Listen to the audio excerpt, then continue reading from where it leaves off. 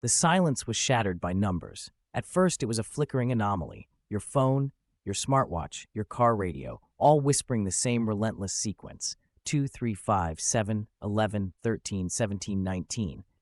Prime numbers, repeating with a static undertone that vibrated deep in your bones, hijacking every screen and speaker, muting the world's chatter with a message no one could ignore. In the first hours, chaos reigned. Traffic ground to a halt, planes were grounded, and world leaders scrambled in vain to regain control of their own communication grids. The static message pulsed on, unyielding, a staccato drumbeat that drowned out news and rumor alike.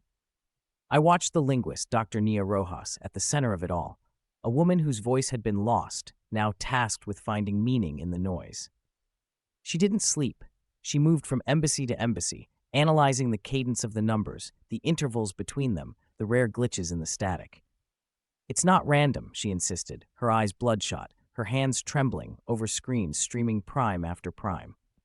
The world's governments demanded answers, but Nia refused to speculate.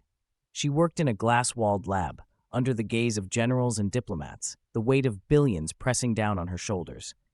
As days stretched into weeks, the world teetered. Markets collapsed. Pacifist nations armed themselves.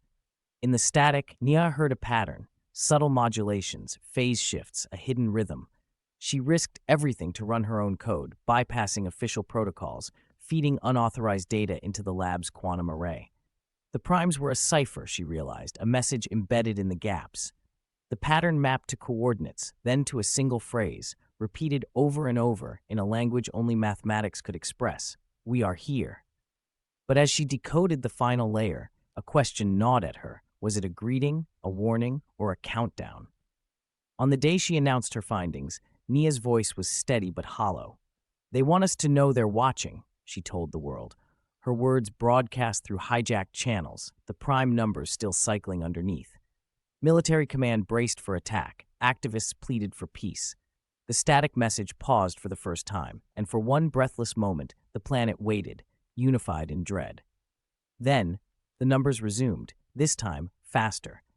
Nia stared into the endless stream, knowing she had answered nothing, only opened the door to a deeper unknown.